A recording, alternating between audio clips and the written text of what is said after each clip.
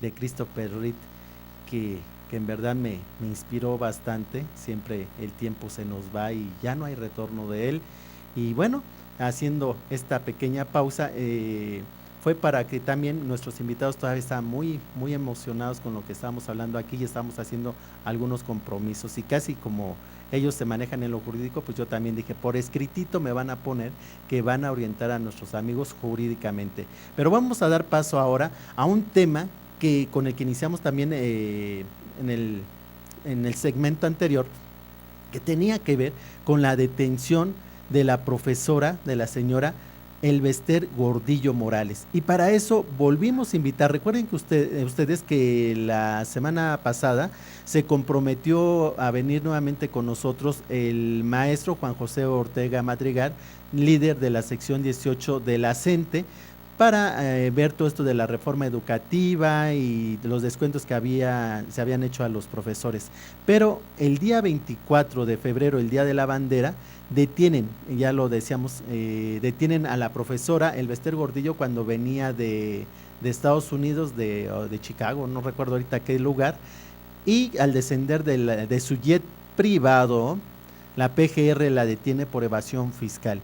Entonces, pues ahorita es un tema que está sumamente en boga y se empezó a mover todo el magisterio nacional, no importando si son de los institucionales o malamente llamados los democráticos, ¿verdad? Pero que hay algunos que chistosamente les ponen otros apelativos, que no voy a seguir el juego de esos apelativos. Y bueno, pues agradezco también a ti que nos estás viendo del otro lado, a nuestros amigos también en cable, para que participen con nosotros. Y el día de hoy, en la mañana, a eso de las 9 de la mañana, 9:30, se estaba dando una conferencia de prensa por el líder de la sección 18 de la CENTE, en el que estaban poniendo la postura y entre palabras más, palabras menos, se sentían muy contentos porque ya se habían tardado en aprender a este pájaro de cuentas, dirían algunos, porque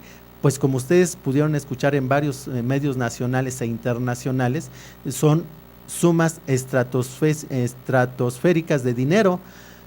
Pero bueno, esa es una de las partecitas que se están viendo. Y bueno, el maestro Juan José Ortega Madrigal, ahorita por todo esto que se está dando con la cuestión educativa, está en un evento y no puede estar con nosotros, y íbamos a tener el enlace telefónico, pero preferí que viniera con nosotros un gran amigo, que les voy a ser franco, con este amigo que viene el día de hoy, hemos tenido así como choques literarios, y no literarios porque escribimos en un periódico que nos hermana finalmente, que es el periódico de Tacamba. Él por ahí escribe siempre temas relevantes a lo educativo y de vez en cuando yo escribo en lo educativo, que me encargo más de lo criminológico, pero a veces no he estado muy de acuerdo con la persona que nos acompaña y ahí nos damos en la escritura buenos golpes, pero finalmente hemos convivido, porque una cosa son las posturas ideológicas y otra cosa es lo personal. Creo que ahí no tiene por qué existir ninguna diferencia, ¿no? Entonces, pues gratamente viene aquí con nosotros, también les digo a ustedes que participen en este periódico de Tacamba, y tiene un puesto dentro de la sección 18 de la CENTE. Él vi que estaba muy cerca al maestro Juan José Ortega Madrigal en la conferencia de prensa, que entre otras cosas se decía que la señora Elbester recibía 1,600 millones de pesos, como así como que no sé si entendí que mensualmente, así como para sus gastos menores. Entonces, pues hay varias cosas que no voy a comentarles que se vieron en la conferencia de prensa y mejor preferimos que viniera con nosotros, nada menos que el maestro Eugenio Díaz Cornejo. Buenas tardes, Eugenio, ¿cómo estás? Hola, buenas tardes. Bueno, mi nombre es Eugenio Rodríguez Cornejo, Rodríguez. Soy secretario técnico. Te cambié el apellido Díaz por Rodríguez. Sí, me cambiaste de. No, y te quité me cambiaste de padre. Te cambié de padre. No tengo M ya, entonces. Sí. Nuevamente nos viene el teléfono, que ahí ya cometí un error que prometo corregirlo a rato. Entonces, ¿cómo es? Rodríguez Cornejo. Rodríguez Cornejo, pues es que nada más como Eugenio lo conozco así, los apellidos pues los dejo. Sí, así es. Dinos qué pasó en la mañana y por qué te veo al lado del líder sindical. Bueno, dentro del comité ejecutivo de la sección 18, yo fui nombrado en el Congreso sexto, que realizamos en el mes de octubre, como secretario técnico A. Esto es dentro de la estructura que tenemos en la sección 18, después del secretario general de la sección están los secretarios técnicos. Juntos, todos los técnicos, junto con el secretario general, conformamos la coordinación general de toda la sección 18. Somos en total 8 compañeros. Yo soy el secretario técnico A de los 6 que somos, y además se incorpora el del secretario de Finanzas y el secretario general. En total somos 8 los integrantes de la coordinación general de la sección 18. Muy bien, sabemos que eres una persona muy aguerrida. Seguido te vemos en las notas periodísticas cuando hay algunas manifestaciones en las que participa la sección 18 de la CENTE, y hubo una vez que hasta te detuvieron, ahora sí, te treparon una camioneta, no se sabía quién eras, y bueno, ya adelantábamos lo peor varias personas que sabíamos que te habían de alguna manera medio secuestrado, y por ahí salió que era que porque te fuiste a patear la puerta del Palacio de Gobierno. No, en realidad la acusación es de que había participado en una gresca que se da con la policía en la Secretaría de Educación Pública, en la que dentro del jaloneo resultó averiada la puerta de la Secretaría de Educación Pública, en la que la misma policía, otras personas, incluso ajenas al magisterio, participaron en esa situación. Yo, de hecho, no estuve cerca de ese espacio. Sin embargo, bueno, también entendemos que el gobierno hace lo propio para tratar de inhibir la participación del magisterio. Fue una de las experiencias de las tantas que hemos tenido de lucha, el magisterio democrático en Michoacán. Hemos tenido que también pues padecer la pérdida de compañeros maestros asesinados, compañeros reprimidos, compañeros cesados en varias partes del país, y en todo esto ha jugado un papel también muy importante la señora Elbester Gordillo en estas acciones contra el magisterio, que manifestamos una posición distinta en relación tanto a la política educativa como a la política laboral, y sobre todo al funcionamiento de nuestro sindicato.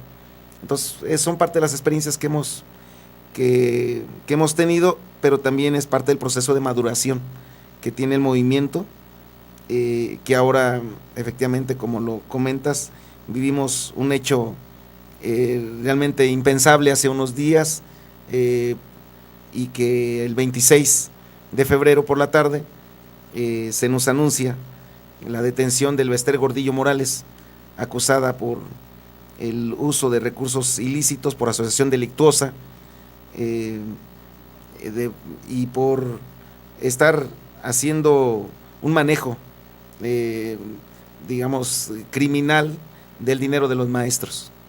Muy bien, Eugenio, ¿nos podrías hacer un resumen de lo que se vio hoy en la conferencia de prensa? Aunque yo agradezco que fui invitado, estuve tomando notas, pero bueno, qué mejor que de tu voz sepamos lo que aconteció en esta conferencia de prensa. Primero, ¿por qué se hace una conferencia de prensa? Mucho de nuestro público dicen, ¿verdad? Ya están asustados, algo deben, entonces, ¿no? Que todos contra Elbester, y resulta que todos se están moviendo, pero entonces para defender a Elbester.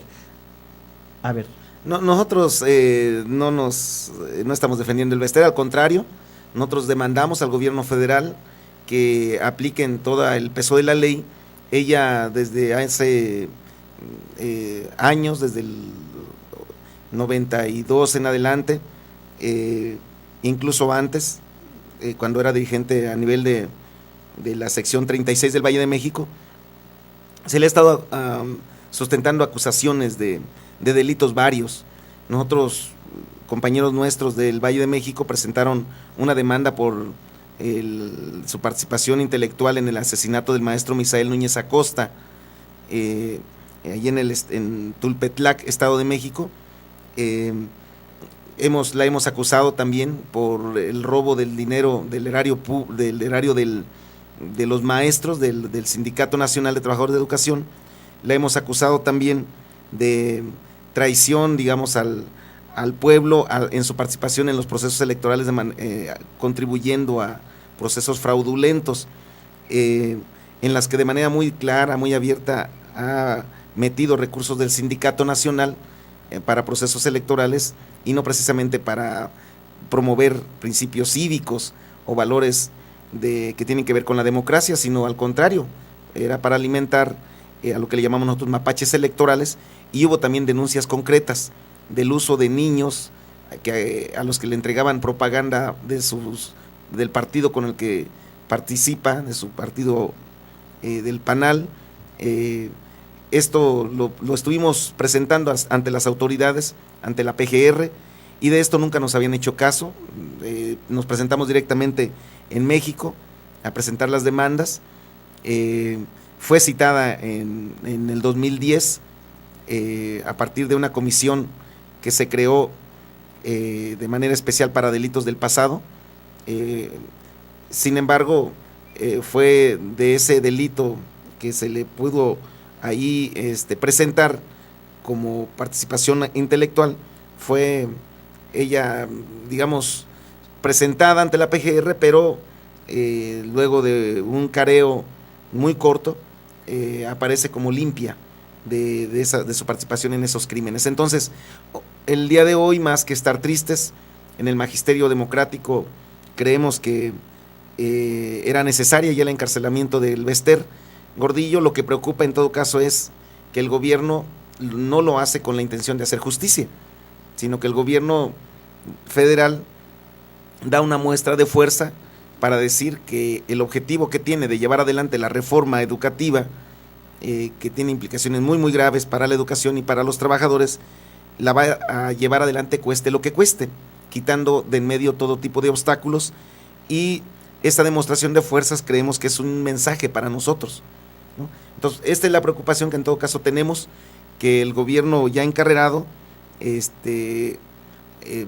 frene las inconformidades que tenemos con el uso también de la fuerza del Estado. Entonces, la conferencia de prensa del día de hoy era para manifestar nuestra posición ante la opinión pública, decir que compartimos la necesidad de que el Bester tuviera que ir a la cárcel, que es una delincuente reincidente, ¿no? Es una delincuente que hizo escarnio, que se burlaba del pueblo y de los maestros, porque luego de tener cantidades tan enormes de dinero, las hacía alarde, presumía esas cantidades con sus yates, con sus aviones, con sus mansiones en San Diego, en París, en la Ciudad de México, etcétera, y el dinero que gastaba en las operaciones, en su ropa, etcétera. Todo esto, digamos, alarde que se hacía del dinero que no era de ella, era efectivamente ofensivo para cualquiera de los maestros de México. Entonces, la conferencia de prensa de hoy era por un lado esto, por el otro reiterar que los maestros de Michoacán venimos sumándonos al Magisterio Nacional y a los padres de familia en el análisis de lo que implica la reforma educativa. A nosotros se nos impone la reforma a la Constitución, al artículo 3 y al 123. Por aquí tenemos el decreto que fue publicado el día de antier, y que este decreto de modificación al 3 y al 73 tienen consecuencias bastante peligrosas, creemos. Sí, sácalo. Para nosotros. Entonces, esto, déjame sacar por aquí, esta.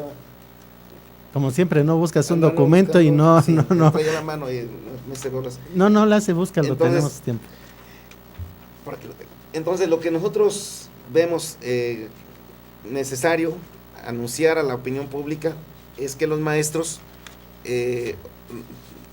observamos fundamentalmente en el artículo 3 que modifica el Congreso de la Unión y que lo llevan después a los Congresos de los Estados, y que ya corrió, digamos, todo el trámite, todo el camino de reforma constitucional, y que fue ya dado a conocer a través del decreto por parte del gobierno federal, tiene varias implicaciones. Una de ellas en el artículo tercero modifican lo que son las fracción tercera, valga la redundancia, en donde hablan de que todos los procesos que tienen que ver del funcionamiento en la escuela van a estar regidos a partir de una evaluación, que esto lo han magnificado, lo han hecho creer que a la población de que la educación va a mejorar si se hacen más exámenes. Y exámenes son exclusivamente de opción múltiple, son exámenes estandarizados, hechos regularmente por gente ajena al sistema educativo, y que ahorita toda la vida de la escuela va a estar en función de estos famosos exámenes estandarizados, con los que dicen vamos a podernos comparar con los niños y con los maestros del mundo y ver si efectivamente somos competentes. Incorporan el concepto de la calidad en el artículo tercero, ese no existía. En el artículo tercero hablaba de algunos principios, de algunos fundamentos centrales que marcaban la educación, el de ser universal, el de ser científica, el de ser nacionalista, la educación, el de ser gratuita. Son varios de los conceptos, de los preceptos centrales que el artículo tercero históricamente ha sostenido. Ahora lo reforman y le incrementan el término de la calidad. Este término de inicio es ajeno al sistema educativo, es propio de las empresas que buscan en sus productos ciertas características, ciertos parámetros en cuanto a durabilidad, en cuanto a, digamos, en que sean productos, sean digamos, atractivas en el mercado y que sean consumibles en el mercado para poder seguirlas produciendo. Entonces, este término de la calidad fue traído de las empresas y se mete con calzador en la educación y se nos intenta funcionar con la misma lógica también de las empresas a las escuelas. Perdón, cuando hablas de empresa, ¿estamos hablando de Mexicanos Primero? Estamos hablando no nada más de Mexicanos Primero, estamos hablando de que esta iniciativa ni siquiera nace en México, viene desde hace ya algunos años y promovida desde la Organización para la Cooperación y el Desarrollo Económico.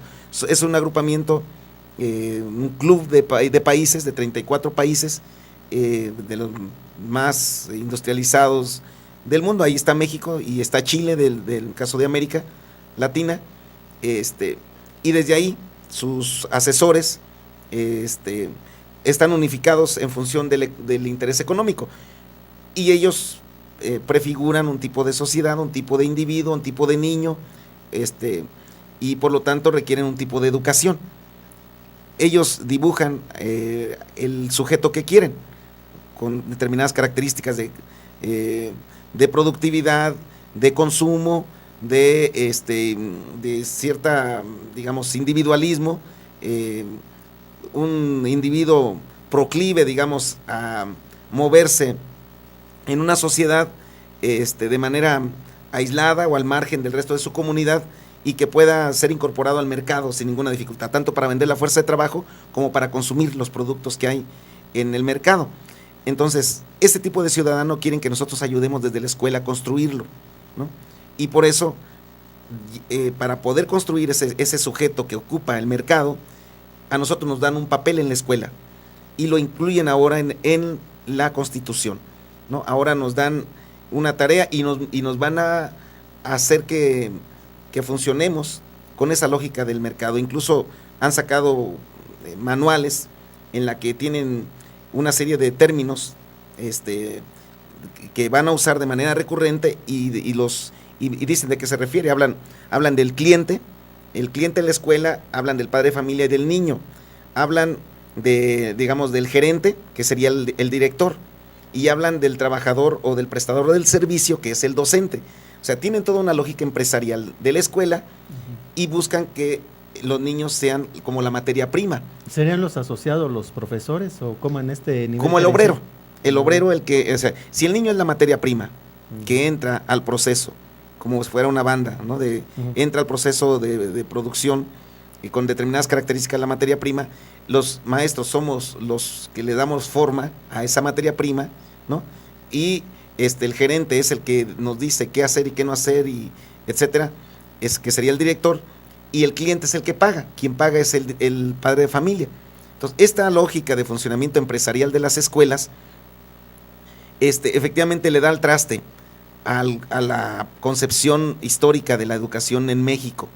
Le da al traste porque ya no concibe a la educación como un proceso de desarrollo de todas las potencialidades humanas, en la que se combate la enajenación, los fanatismos, y se promueve el desarrollo de la ciencia, de las relaciones humanas fraternas, igualitarias, que se reconozca la historia, se reconozca la identidad nacional, la identidad comunitaria, el reconocer nuestras raíces culturales. Todo eso queda de lado. O sea, todo eso que es lo sustantivo del artículo 3º, que promueve, digamos, la educación entendida como un pilar central para la construcción del país que queremos, eso queda de lado, esa percepción. Lo que queda ahora y se instituye como lo fundamental es la escuela como la forjadora de materia digamos, de individuos propios para el mercado, adecuados para el mercado, y a nosotros los maestros nos dan el papel de operadores de programas, de planes y programas ajenos a lo que es el interés, digamos, comunitario, el interés nacional, y que es más bien propio de un interés de carácter empresarial. Entonces, este es el conflicto fundamental. Creemos que aquí cruza, esto está, digamos, aquí aparece el Bester Gordillo, ¿no? El Bester Gordillo venía promoviendo todo esto. Ella nunca se resistió a la reforma. Fue más bien una promotora muy activa de la reforma. Ella firmó en 2008 con Felipe Calderón la Alianza por la Calidad de la Educación, ¿no? Y eso es lo fundamental que hoy está en la reforma constitucional, ¿no? Entonces, ella nunca se opuso a la reforma. Ella empezó a hacer declaraciones ahora con el nuevo gobierno de Enrique Peña Nieto, donde marcaban ciertas distancias con él, pero no era un choque, no era una confrontación. Ella criticó de la reforma de que se estuviera condicionando la permanencia del maestro en la escuela a un examen, porque así lo incluyen ahora en la Constitución, de que la permanencia del maestro está en función de que pase exámenes, insisto, que bastante, digamos, insuficientes para poder determinar si un maestro es bueno o es malo dando clases. Un examen no te puede determinar eso, ¿no? A ver, Eugenio, ¿no crees que, porque la profesora no es nada tonta? Claro que no. ¿No sería que estaba ella intuyendo en un momento que le iba a pasar algo como le pasó a la Quina, y quererse ganar a todo este grupo de docentes diciendo que se oponía a que pudiera ser evaluado en esas características que se están poniendo, o verdaderamente sí estaba en contra de ello? Mira, la percepción que tenemos en el magisterio aquí en Michoacán y con compañeros de varias partes del país es que el Bester Gordillo ya resultaba un lastre para el régimen. Ya cualquier gobierno que la tuviera cerca le quitaba puntos en lugar de fortalecerlo, ¿no? Es una imagen muy desgastada, es el prototipo de la corrupción, es el prototipo de la inmoralidad, ¿no? O sea, es el prototipo digamos, de los políticos más desvergonzados que hay en el país. Es una imagen muy, muy, muy deteriorada, la que ya cargaba consigo el Bester Gordillo. Entonces, el gobierno, sabido de esto, incluso este gobierno, cuando fue candidato Enrique Peña Nieto y su partido, lo que, sopesando esto, es que decidieron no ir aliados con el Bester. No fueron aliados. El PRI se fue con el Partido Verde solamente y dejó a un lado al Partido Nueva Alianza. Entonces, ahora que llegan al gobierno, persisten en su lógica, no acercarse con el Bester. Mantuvieron una sana distancia. Originalmente se echaran piropos, ¿no? Enrique Peña Nieto con el Bester, pero nunca aparecieron juntos en un proceso de echar para adelante políticas educativas o laborales de manera conjunta, como sí lo hizo con Vicente Fox y con Felipe Calderón, y antes lo hizo con Ernesto Zedillo, ¿no? Y sobre todo con Carlos Salinas, que fue su papá político, digamos, para entrar al escenario del cacicazgo. Entonces, lo que nosotros vemos es que ya está tan desgastada estaba, que para el gobierno le resultaba ya hoy un trofeo golpearla como lo hizo. Hoy este gobierno se le aparece como un gobierno justo, un gobierno legal, un gobierno que aplica la norma a quien sea, incluso al Bester. Entonces, para el gobierno, le reditúa, digamos, en el ranking, ¿no?, de aceptación de la gente, el dar un golpe como el que dio. Y además, así lo vemos nosotros, antes de dar el golpe, prepararon el camino. Ya tenían amarrado con quién iban a suplirla. Y tenían ya un evento al mismo tiempo en Guadalajara, ¿no?, para que ahí ya validaran a quien el gobierno decidió estaría al frente del sindicato. Estás hablando de Juan Díaz de la Torre. Juan Díaz de la Torre, que es originario mismo de Jalisco, que no puede ser fortuito, no puede ser cosa de la casualidad, ¿no?, que en Guadalajara tenían un evento preparado, el Bester viene en camino, la agarran, la meten al bote y al siguiente día, el 26 la detienen, al 27, casi unas horas después, en la noche, nombran a su sustituto, ¿no? Entonces, el gobierno tenía todo preparado para que, quitando el Bester, siguiera funcionando el sindicato con la misma lógica del autoritarismo, de la antidemocracia, ¿no?, que venía funcionando con el Bester. Y no, el maestro de esto, ¿qué nos vamos a beneficiar? Pues creemos que nada, ¿no? El dinero que se robó, si lo recuperan, alguien en algún lugar va a quedar, menos en el maestro, menos en los maestros, en 1,5 millones que somos de trabajadores de la educación. Son alrededor de 40,000 millones que calculamos el Bester nos quitó en estos 22, 23 años que ha estado en el poder. Entonces, de eso nosotros no hemos visto beneficio alguno.